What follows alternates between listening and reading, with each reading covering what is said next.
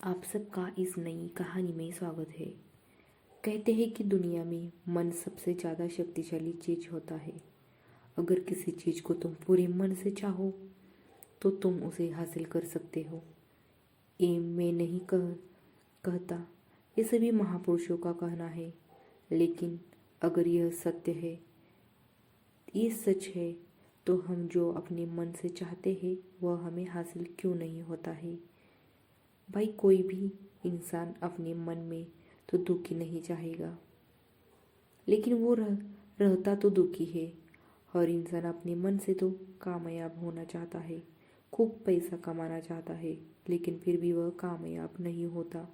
भला ऐसा दुनिया में कौन इंसान होगा जो अपने मन में यह चाहेगा कि मैं नाकामयाब हो रहूं या मैं पैसा ना कमाऊं। सोचने की बात है।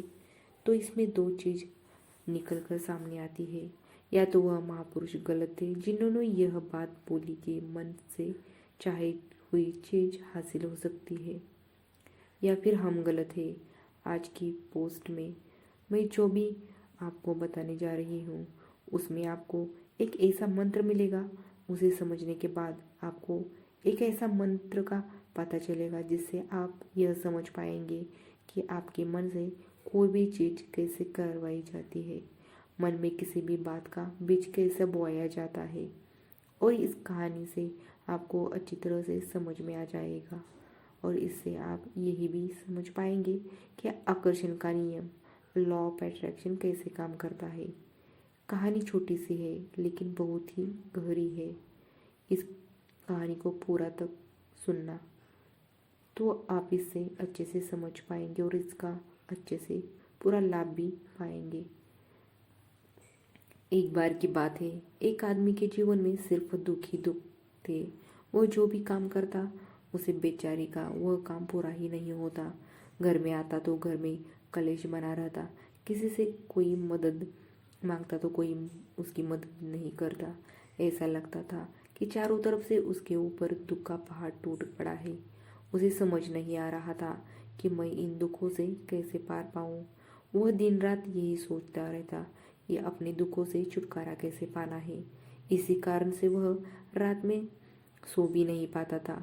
उसकी आंखों के नीचे बड़े बड़े काले घेरे बन गए थे, जो इस बात का प्रतीक थे कि वह आदमी कितना दुखी है और कितना चिंतित है। कभी कभी तो उसके मन में आत्महत्या करने के भी ख्याल आते थे, लेकिन अपने परिवार को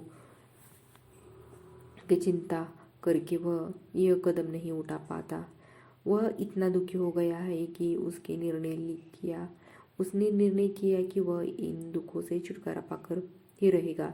इसके लिए चाहे उसे कितनी ही मेहनत करनी पड़े, कुछ भी करना पड़े, चाहे अंगारों पर चलना पड़े, लेकिन इन दुखों से छुटकारा हासिल करके ही रहेगा।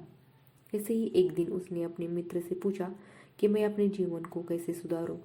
उसके मित्र ने उसे बताया कि तुम किसी बाबा के पास जाओ। बाबाओं के पास ऐसा मंत्र होता है जिससे सारी दुख मिट जाते हैं, जीवन खुशियों से भरा जाता है और धन संपदा भी हासिल होती है।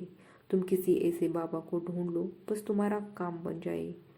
उस आदमी के मन में यह बात पूरी तरह से पक्की बैठ गई कि कोई बाबा ही मेरा दुख दूर कर सकता है, और इसीलिए उसे किसी भी बाबा के बारे में पता चलता तो वह उस बाबा के पास पहुंच जाता, उस बाबा को अपनी समस्या बताता और उससे उससे उसका समाधान पूछता और कहता कि बाबा, मैं कुछ भी करने के लिए तैयार हूँ, लेकिन मेरी इन समस्याओं से मुझे छुटकारा दिला दीजिए। आप जो कहेंगे मैं वह करूँगा, लेकिन मेरे जीवन को सुधार दीजिए।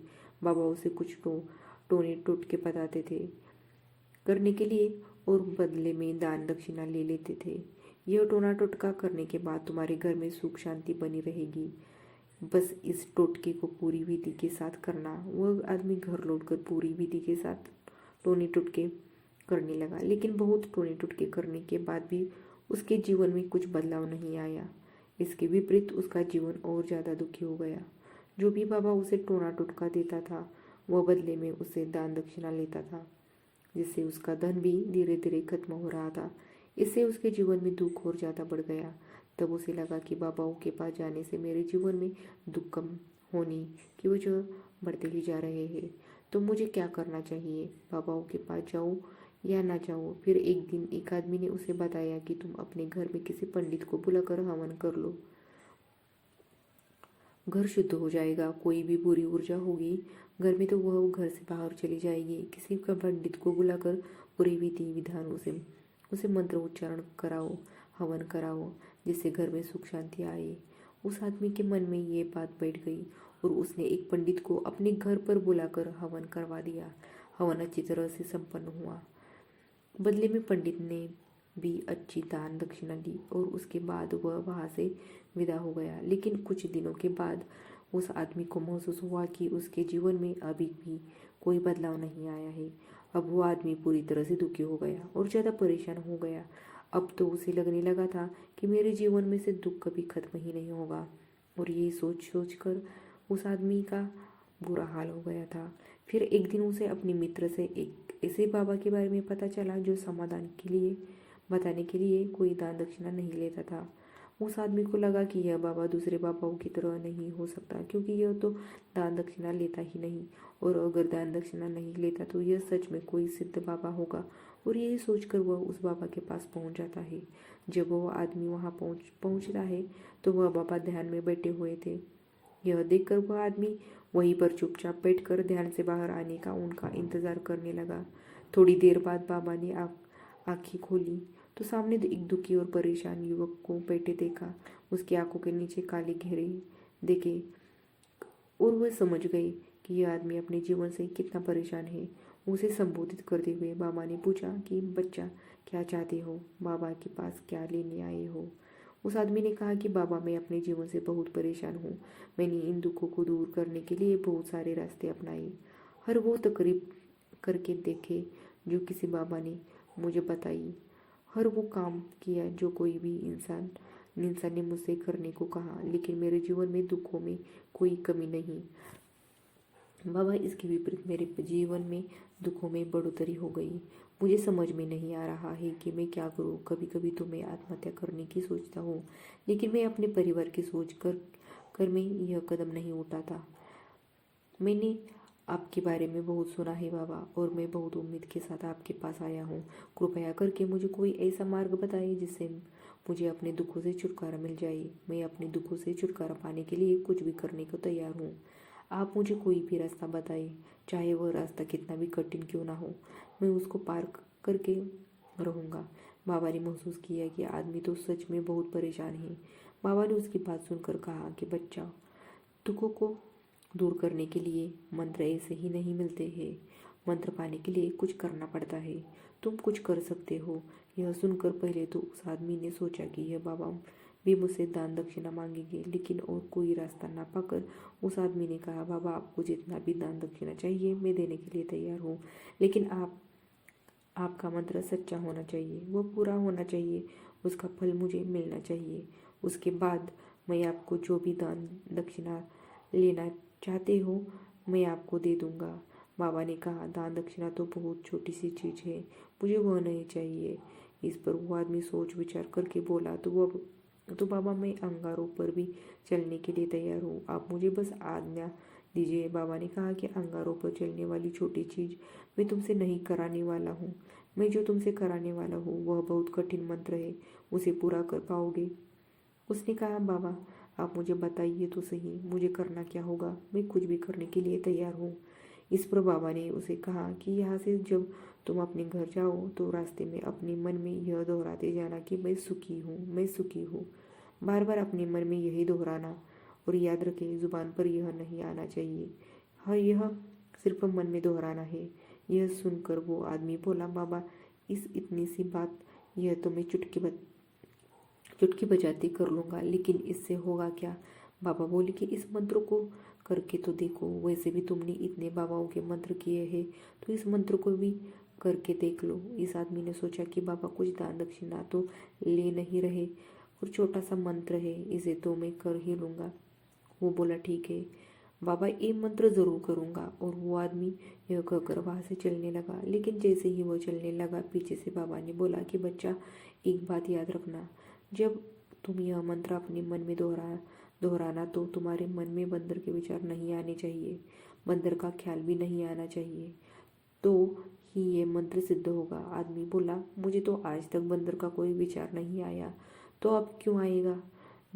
आप चिंता मत करिए बाबा, मैं बस मन में यही दोहराऊंगा कि मैं सुखी हूँ, मैं सुखी हूँ। इसके अलावा बंदर का कोई भी विचार मेरे मन में नहीं आएगा। यह कहकर वो आदमी वहाँ से चल चला जाता है।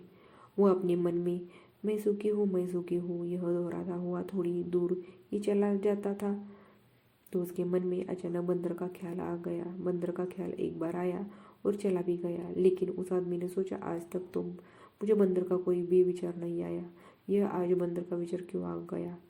ऐसे करके उसने उस बंदर के विचार को पकड़ लिया और यह भूल गया कि मुझे क्या मंत्र दोहराना है। वह बंदर के बारे में सोचने लगा। जब थोड़ी बाद फिर से उसे होश आया तो वह फिर से अपना वही मंत्र दोहराने लगा जो बाबा ने उसे बताया था, मैं सुखी हूँ, मैं सुखी हूँ। लेकिन अचानक से उसे यह बंदर दिखाई दिया और यह देखकर फिर से उसने मन में बंदर का विचार उठ गया और यह देखकर वही विचार को बाहर फेंकना चाहता था और वह चाहता था कि मेरे अंदर किसी तरह से बंदर का विचार ना आए, लेकिन उसे तो सामने बंदर ही बंदर दिखाई दे रहे थे। वो घर पहुंचा। घर पर पहुंचने के बाद अपनी पत्नी को कहा कि ये बंदरिया मुझे खाने में बंदर परोस दो। जब ऐसे एहसास हुआ कि उसने क्या बोल दिया तो वह अपने बाल नोचने लगा और दीवारों में सर मारने लगा कि आज तक मुझे बंदर का कोई भी विचार नहीं आया। आज मुझे यह क्या हो गया कि मुझे हर जगह बंदर ही बंदर नजर आ रहे हैं? यह कैसी माया है? यही सोच सोच कर वह आदमी रात भर सो नहीं पाया। रात भर करवटें बदलते रहा और सुबह उठकर सीधे उसी बाबा के पास पहुंच गया और उसके चरणों में गिरकर कहा कि बाबा, पता नहीं क्यों क्या चमत्कार हो रहा है, आज तक मुझे बंदर का कोई विचार नहीं आया, लेकिन कल से जब से आपने मुझे कहा कि बंदर का विचार नहीं आना चाहिए, तब से मुझे जगह जगह बंदर ही बंदर नजर आ रहे हैं। उस आदमी ने कहा कि बाबा, मुझे आपके पीछे पेड़ पर बंदर बेटा केले खाते हुए दिखाई दे रहा है, यह हो क्या रहा है? हे बाबा, यह सुनकर बाबा हंसने लगे। बच्चा, मन का जाल एक ऐसा जाल है जिसे समझ पाना इतना आसान नहीं है। बंदर तो तुम्हारे रास्ते में पहले भी आते थे। जब तुम मेरे पास आए थे तो इन्हीं पेड़ पर यह बंदर घूम रहे थे, लेकिन तब तुम्हारे ध्यान में यह बंदर नहीं था, तब तुम्हारे ध्यान में सिर्फ दुख थे। इसके बाद बाबा ने उसे बताया कि बच्चा, हम जिस चीज से भी दूर भागना चाहते हैं, वही चीज़ हमारे मन में बहुत गहरे में प्रविष्ट हो जाती है और हमारे अंतर्मन में जमा हो जाती है। असल में हम जिस चीज़ से छुटकारा पाना चाहते हैं, उसे छुटकारा इसलिए पाना चाहते हैं कि वह हमारे साथ बहुत गहरे से जुड़ी हुई है, और हम जितना ही उसे छुटकारा पाना चाहते हैं, वह उतनी ही गहरी हमारे मन में बैठती चली जाती है और आखिरकार हमारे अंतर्मन में छा जाती है। ऊपर से तो हम चाहते हैं सुखी होना, कि मैं सुखी हूँ, सुखी हूँ, हमारे ओठ भी यही बोलते रहते हैं, लेकिन हमारे मन में दुख समाये होते हैं। हमारे विचारों में हमारे मन में दुख ही दुख दिखाई देते हैं। इसीलिए अपनी जुबान से बार बार यह बोलने से कि मैं सुखी हूँ, सुखी हूँ, यह हम सुखी नहीं होंगे जब तक यह मंत्र हमारे अंतर्मन में प्रविष्ट नहीं होगा। इस पर उस आदमी ने पूछा कि बाबा, लेकिन यह मंत्र हमारे अंतर्मन में प्रविष्ट कैसे होगा? यह सुनकर बाबा ने कहा कि बच्चा, अपने दुखों से लड़ना बंद कर दो। जब तक तुम अपने दुखों को दूर करने की सोचते रहोगे, तब तक वो दुख तुमसे चिपके रहेंगे, तब तक वो दुख तुम्हारे अंतर्मन पर अपना राज बनाए बैठेंगे। और जिस दिन तुम उन दुखों के बारे में सोचना ही छोड़ दोगे, उन दुखों से छुटकारा ही नहीं पाना चाहोगे, उसी दिन से तुम्हारी जिंदगी से दुख गायब हो जाएंगे। क्योंकि किसी भी चीज़ से छुटकारा पाने के लिए हमें उस चीज़ के बारे में सोचना पड़ता है, और हम जितना भी उस चीज़ के बारे में सोचते हैं, उतनी ही गहरी हमारे मन में प्रविष्ट होती चली जाती है। इससे हम यही शिक्षा मिलते हैं, हम अधिक समय हमारे दुखों के बारे में ही सोचते रहते हैं। हम यही सोचते हैं कि हमारे जीवन में दुख है और हमें इससे छुटकारा पाना है।